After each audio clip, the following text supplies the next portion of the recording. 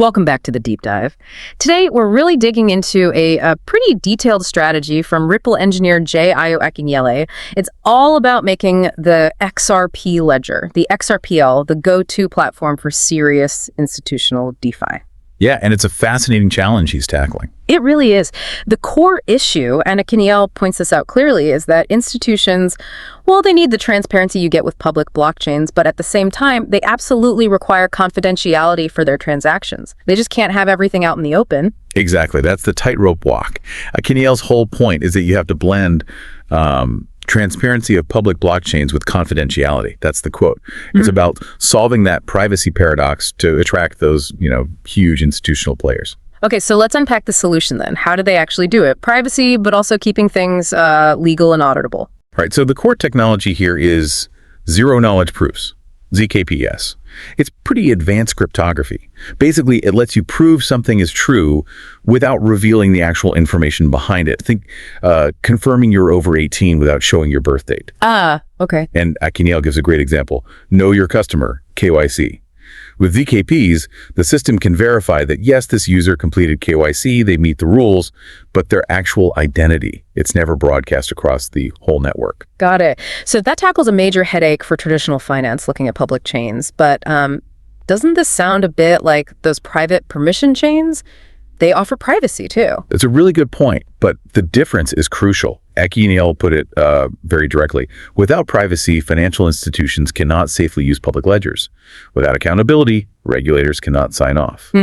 So the idea is programmable privacy on a public chain gives you both.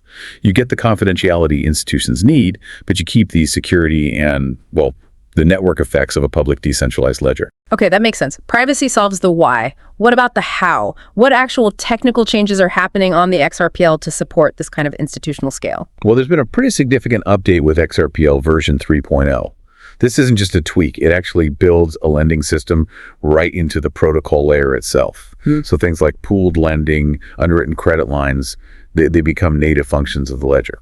And XRP itself, what's its specific job in this setup beyond just being the native token? How does it fit into managing collateral? XRP acts as this sort of neutral, very fast bridge asset for collateral.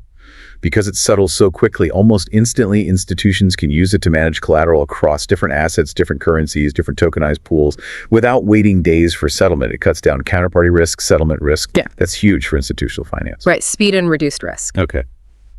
And looking forward, we saw the multi-purpose token standard, MPT, activated recently, laying groundwork for tokenizing assets.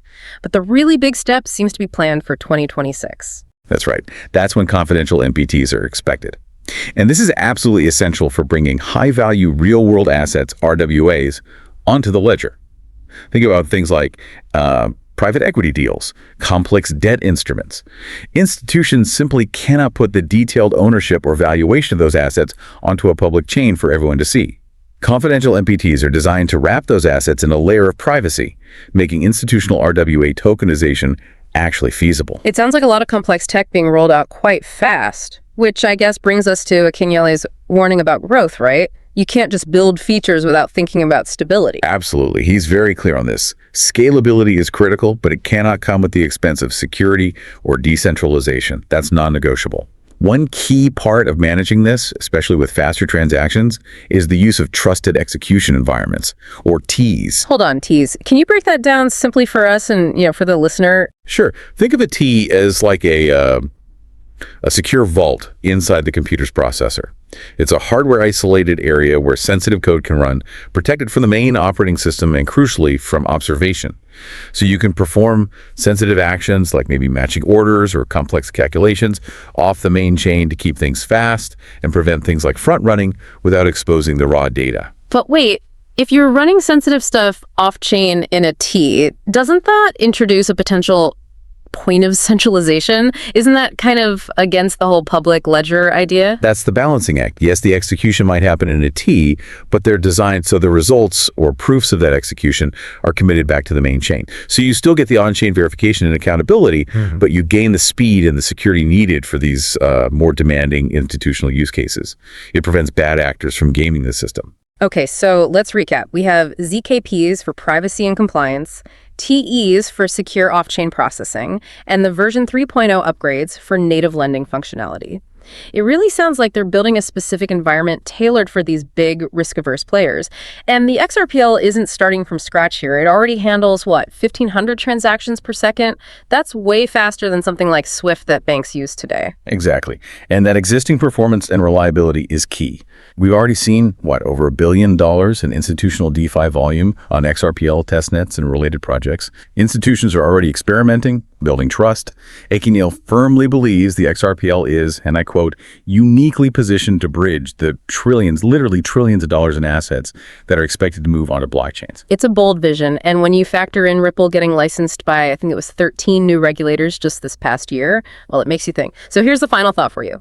Could the arrival of those confidential MPTs in 2026 be the inflection point? The moment institutional finance truly dives into the XRPL ecosystem, something to consider.